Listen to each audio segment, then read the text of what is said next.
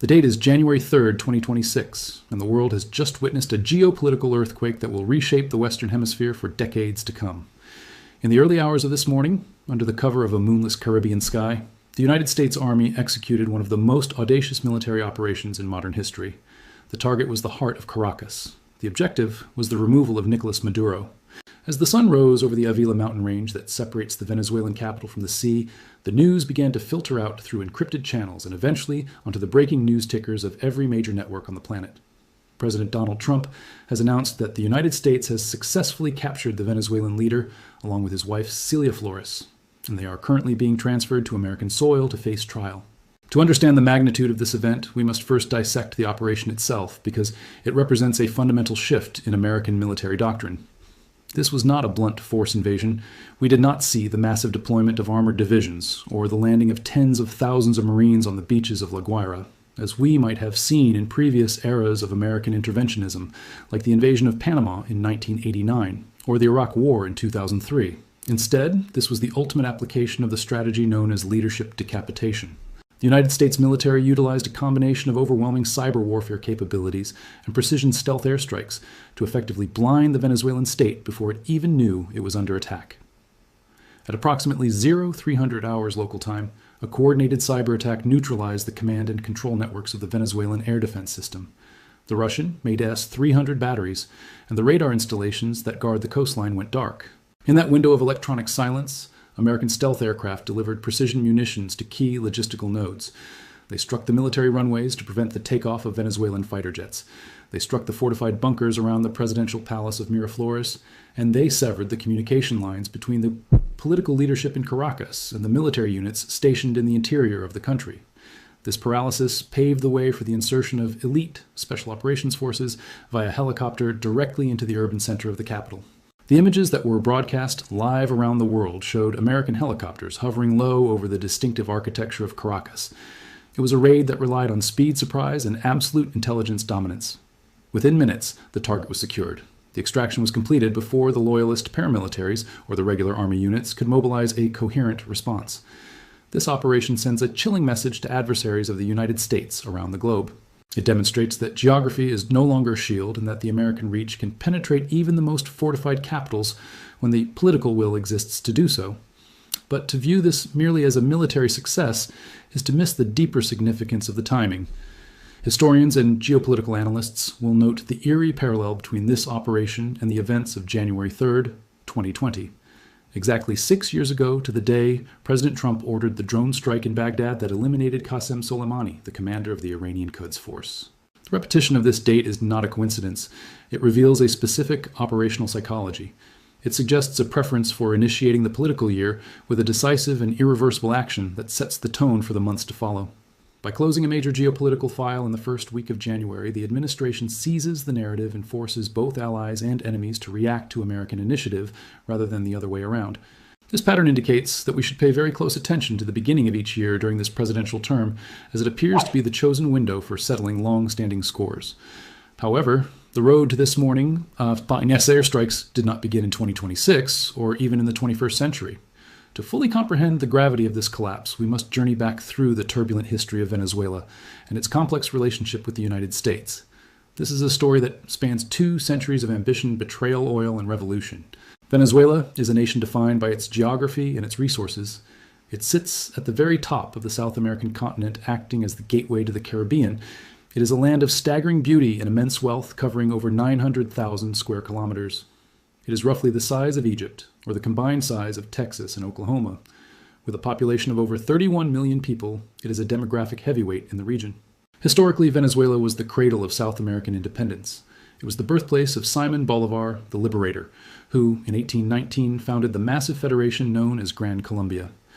This grand experiment in statecraft united what is today Venezuela, Colombia, Panama, and Ecuador into a single powerful republic.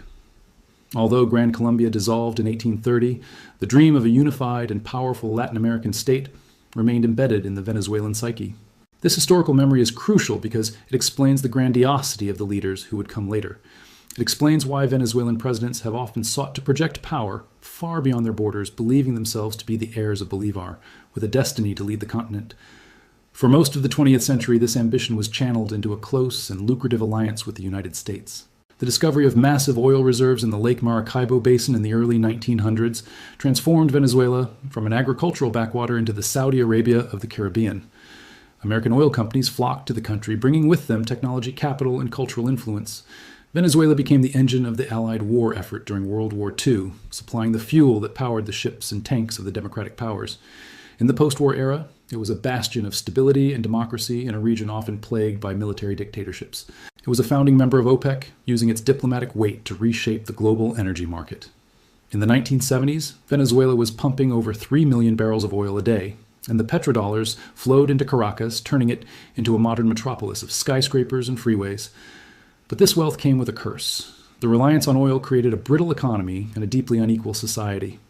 When the oil markets crashed in the 1980s, the illusion of prosperity evaporated. The government, which relied on oil for 90% of its revenue, was forced to cut social spending. Poverty skyrocketed, and the middle class began to slide into ruin. The anger and resentment that built up during these lost decades created the fertile ground for a revolution. It was in this atmosphere of despair that a charismatic lieutenant colonel named Hugo Chavez launched a failed coup in 1992. Although he was arrested and imprisoned, his brief televised address, in which he accepted responsibility and famously said that his objectives had not been achieved for now electrified the nation. Chavez was released from prison in 1994 and embarked on a political campaign that would change Venezuela forever. He tapped into the deep vein of anti-establishment fury. He spoke to the poor in their own language. He promised to overthrow the corrupt elite and redistribute the nation's oil wealth to the people. In 1998, he won the presidency in a landslide. This marked the end of the era of cooperation with the United States and the beginning of the Bolivarian Revolution. Upon taking office, Chavez set about dismantling the old order. He rewrote the Constitution, renaming the country the Bolivarian Republic of Venezuela. He extended presidential terms and removed term limits, concentrating power in his own hands. But his most dramatic shifts were on the international stage. Chavez viewed the United States not as a partner, but as an imperialist predator. He sought to build a coalition of anti-American states to challenge Washington's dominance in the hemisphere. He forged a deep strategic alliance with Cuba, sending 100,000 barrels of oil a day to Havana to prop up the Castro regime. In exchange, Cuba provided intelligence agents, military advisors, and doctors who helped to solidify Chavez's control over the Venezuelan state. Chavez did not stop at Cuba. He traveled to Baghdad to meet with Saddam Hussein, breaking the international isolation of the Iraqi regime. He courted Iran, inviting the Islamic Republic to invest in Venezuela and establishing direct flights between Caracas and Tehran. He bought billions of dollars of weapons from Russia, replacing the traditional American hardware of the Venezuelan military with Sukhoi jets and Kalashnikov rifles. He opened the doors to China, allowing Beijing to gain a strategic foothold in the South American energy sector. Under Chavez, Venezuela became a hub for global anti-Americanism, hosting elements of Hezbollah and supporting guerrilla movements like the FARC in neighboring Colombia. The United States watched with growing alarm as its former ally transformed into a beachhead for its rivals. Relations deteriorated rapidly. The U.S. Drug Enforcement Administration was kicked out of the country accused of spying. Sanctions were imposed on Venezuelan officials. The diplomatic rhetoric became increasingly hostile, with Chavez famously standing at the podium of the United Nations and calling President George W. Bush the devil, claiming he could still smell the sulfur. Despite the political hostility, the economic relationship survived for a time because the United States still needed Venezuelan heavy crude for its refineries, and Venezuela needed American cash. But the seeds of the current collapse were being sown. Chavez used the oil windfalls of the 2000s to fund massive social programs and to buy influence around the region. But he failed to invest in the maintenance of the oil industry itself. He fired thousands of experienced engineers and managers from the state oil company PDVSA, replacing them with political loyalists. Production began to decline even as prices soared. When Hugo Chavez died of cancer in 2013, he left behind a country that was politically polarized and economically fragile.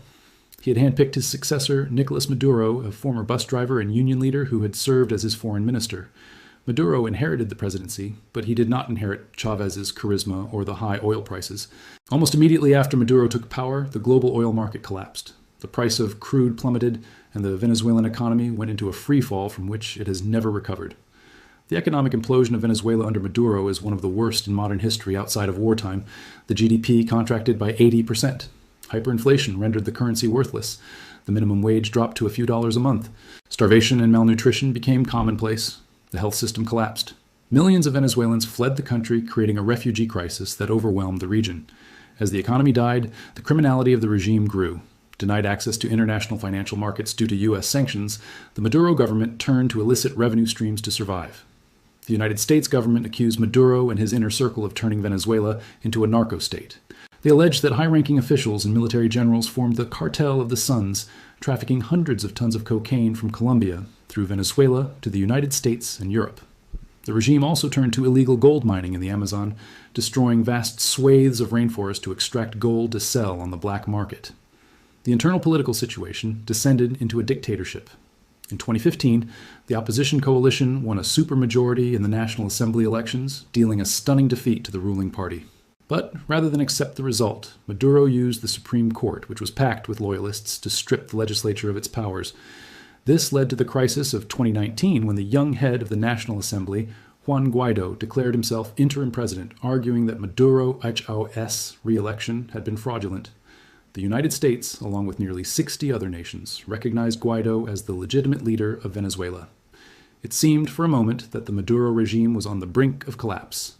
The Trump administration in its first term applied a campaign of maximum pressure, imposing severe sanctions on the Venezuelan oil sector and freezing government assets. But Maduro survived. He survived because the military high command remained loyal. He survived because Russia and China provided economic lifelines. And he survived because the opposition was fractured and unable to deliver the knockout blow. The years that followed were a stalemate of misery. The opposition fragmented. Guaido's momentum stalled, and he eventually fled into exile. The Biden administration attempted a different approach, easing some sanctions to encourage negotiations, but the talks yielded little. Maduro grew more confident, believing he had weathered the storm. He tightened his grip on power, arresting activists and disqualifying opposition candidates. This brings us to the recent past and the return of Donald Trump to the White House. The strategic calculation in Washington shifted once again. The presence of a Russian and Iranian ally in the Caribbean was deemed an unacceptable threat to national security. The flow of drugs and migrants from Venezuela was seen as a direct attack on the U.S. homeland. The Monroe Doctrine, which asserts the primacy of the United States in the Western Hemisphere, was dusted off and reinvigorated. The rhetoric from the White House became sharper. The indictments against Maduro were updated, and the bounty on his head was raised to $50 million. The U.S. military began to increase its presence in the Caribbean, conducting large-scale exercises and deploying naval assets closer to the Venezuelan coast. The message was clear.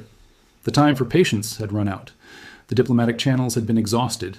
The sanctions had weakened the regime, but had not killed it.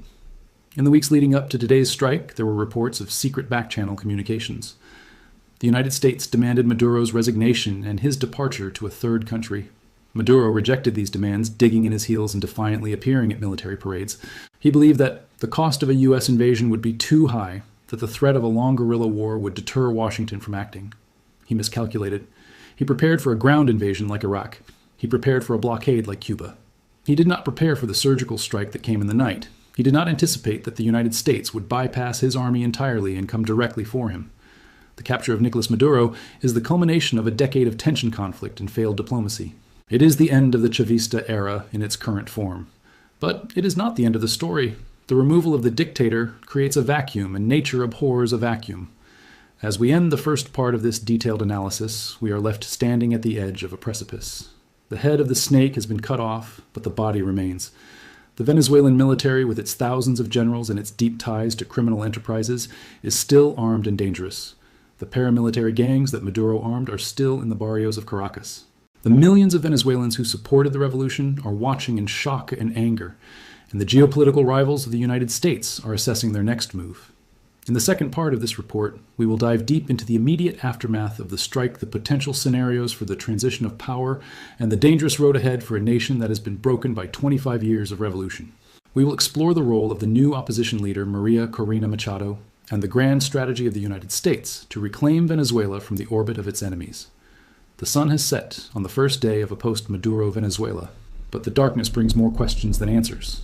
The extraction of Nicolas Maduro to the United States is a tactical triumph for the American military, but it is a strategic gamble of the highest order. We are now entering the most dangerous phase of this operation. The initial shock of the decapitation strike will soon wear off, and the reality of the power vacuum will set in. The Venezuelan state, as it has existed for the last 25 years, was built entirely around the personality of the leader and the loyalty of the Praetorian Guard. With the leader gone and the command structure shattered, the risk of chaos is absolute. We must now turn our attention to the internal dynamics of the Venezuelan regime that has been left behind. While Maduro sits in a federal detention center, the men who enabled his rule are still in Caracas. The most critical figure in this unfolding drama is the Minister of Defense, Vladimir Padrino Lopez. In the hours following the strike, he appeared on state television surrounded by the high command of the armed forces. His demeanor was somber but controlled. He did not call for a suicidal war against the United States. He did not threaten to unleash the missiles that remain in the Venezuelan arsenal. Instead, he called for calm. He declared a state of emergency and urged the armed forces to maintain order and protect the sovereignty of the nation. This reaction is telling. It suggests that the Venezuelan military is paralyzed by indecision. For years, these generals have profited immensely from the corruption of the state. They run the oil services companies, the food distribution networks, and the mining concessions. They are not ideologues. They are businessmen in uniform. Their primary motivation is self-preservation and the protection of their accumulated wealth. With Maduro gone, they are calculating their odds. Fighting the United States military is a guaranteed way to lose everything, including their lives. Negotiating a transition, however, might offer a path to amnesty or at least a comfortable exile. The United States is undoubtedly aware of this fracture. The strategy of decapitation relies on the assumption that once the figurehead is removed, the subordinates will look for a deal. It is highly likely that secure lines of communication are already open between Washington and key figures in the Venezuelan military. The offer on the table will be simple: turn on the remnants of the regime, facilitate a transition to the opposition, and you might avoid sharing a cell with your former boss. However, the military is not a monolith. While the high command might be pragmatic, the middle ranks and the paramilitary groups known as colectivos are a wild card. These armed gangs were created by Chavez and empowered by Maduro specifically to defend the revolution against internal and external enemies. They control vast swaths of the barrios in Caracas. They are ideologically committed and heavily armed. They have nothing to lose. The nightmare scenario for the coming days is that these groups reject the orders of the generals and launch a campaign of urban warfare and terror, creating a state of anarchy that could force a deeper American intervention. Into this volatile mix steps the figure of Maria Corina Machado. She is the Iron Lady of the Venezuelan opposition. After years of persecution bans and physical attacks, she has emerged as the undisputed leader of the anti-Maduro forces. In 2023, after the collapse of the interim government of Juan Guaido, she galvanized the opposition base. Despite being banned from holding office by the regime IS courts, she campaigned tirelessly for the opposition candidate Edmundo Gonzalez in the 2024 elections. When the regime stole that election, claiming a victory that no independent observer recognized, Machado refused to back down. She has maintained a network of support across the country and holds the moral authority that few others possess. Machado is an unapologetic ally of the West. She advocates for a free market economy, the privatization of the state oil company, and a total realignment of Venezuelan foreign policy away from Russia and China. She has been preparing for this moment for decades. Her first 100 days plan is a blueprint for the reconstruction of the Venezuelan state. It calls for the immediate release of political prisoners, the stabilization of the currency, and the return of international investment. But for her plan to work, she needs to take power, and she cannot do that without the acquiescence of the military. The United States envisions a scenario where a transitional council is formed, likely including representatives of the opposition technocrats and perhaps even elements of the non-criminal military sector. This council would govern for a specific period to stabilize the country and prepare for free and fair elections, in which Machado or her designate would likely win a landslide victory. This is the optimistic path. It is the path of the controlled demolition of the dictatorship. But history teaches us that regime change is rarely clean. We must look at the precedents. In 2003, the United States removed Saddam Hussein with relative ease, but failed to understand the internal sectarian dynamics of Iraq, leading to a decade of insurgency and chaos. In 2011, the removal of Muammar Gaddafi in Libya led to the fracturing of the state into warring fiefdoms. Venezuela has its own unique complexities. It is a country awash in weapons. It has a border with Colombia that is infested with guerrilla groups like the ELN and dissidents of the FARC who have used Venezuela as a safe haven for years. These groups will not give up their sanctuary without a fight. Furthermore, we cannot ignore the geopolitical dimension. Russia and China have invested billions of dollars in the Maduro regime. Russia views Venezuela as a strategic outpost in the American near abroad, a counterweight to U.S. presence in Eastern Europe. China views it as a key source of energy and raw materials. Neither power will be happy to see their investment wiped out by an American military operation. While they are unlikely to intervene militarily to save a fallen dictator, they have the capacity to act as spoilers. They can use their veto power in the United Nations Security Council to block any international legitimacy for a new government. They can engage in cyber warfare or provide support to insurgent factions to make the country ungovernable. Then there's the issue of migration. The collapse of the Venezuelan economy has already driven nearly 8 million people out of the country. A violent conflict or a prolonged period of anarchy could trigger a new wave of refugees. This would destabilize neighboring countries like Colombia and Brazil, which are already straining under the burden. It would also send a fresh surge of migrants towards the U.S. southern border, a political crisis that the Trump administration is desperate to avoid. This puts immense pressure on the U.S. to stabilize the situation quickly. The you break it, you buy it rule of geopolitics is now in effect. The United States, by removing Maduro, has taken ownership of the Venezuelan crisis. The economic reconstruction of Venezuela will be a monumental task. The oil infrastructure is in ruins. The refineries are rusted hulks. The pipelines are leaking. It will take tens of billions of dollars and years of work to bring production back to pre-Chavez levels. However, the potential is undeniable. Venezuela still sits on the largest proven oil reserves in the world. It has vast deposits of gold, iron, and bauxite. In a stable environment with the rule of law, Western energy, majors would rush back in. ExxonMobil, Chevron, and others have the capital and the expertise to revive the sector. A revitalized Venezuelan oil industry would be a massive boon for global energy security and would further isolate Russia and Iran in the energy markets. This economic potential is the carrot that the U.S. is dangling before the Venezuelan elites and the international community. The vision is of a Venezuela that is once again a prosperous democracy, a partner to the West, and a stabilizer in the region. But getting from the chaos of today to that vision requires navigating a minefield. We must also consider the regional implications. The return of the Monroe Doctrine and the use of direct military force sends a shockwave through Latin America. Leftist governments in Colombia, Brazil, and Mexico will likely condemn the operation as an imperialist aggression. It could reignite anti-American sentiment across the continent, complicating U.S. diplomacy in the hemisphere. The Colombian President Gustavo Petro, who has tried to normalize relations with Venezuela, will find himself in a precarious position caught between his ideological sympathy for the Latin American left and the reality of American power next door. As we look ahead to the coming days and weeks, several key indicators will determine the direction of events. Will the Venezuelan military fracture? Will the streets of Caracas remain calm or erupt in violence? Will the opposition be able to unite and present a coherent governing alternative? And how will the international community react? The capture of Maduro is a definitive end to the personalist dictatorship that has ruled Venezuela. But the system he built, the deep state of corruption and criminality, is resilient. The Chavista movement, though decapitated, still has millions of believers who view this event not as a liberation, but as a foreign invasion. Reconciling these two Venezuelas, the one that celebrates today and the one that mourns, will be the work of a generation. The United States has rolled the dice. It has bet that a swift, decisive blow can break the deadlock that sanctions and diplomacy could not.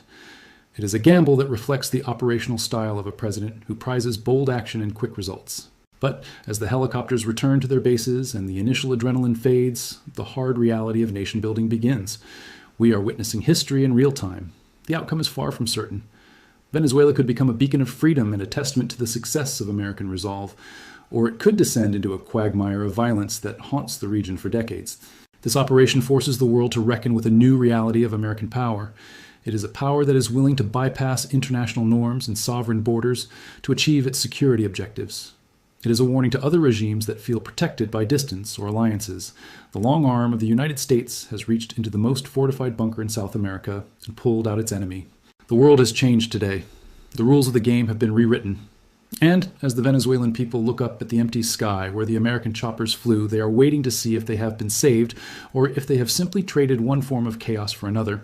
We will continue to track these developments with the closest scrutiny as the new chapter of Venezuelan history is written not with ink, but with fire and resolve. This is John, and this is the Cinematic History Tales channel. Subscribe now to stay ahead of the curve, because when the history books are written, you'll want to be among the few who saw it coming.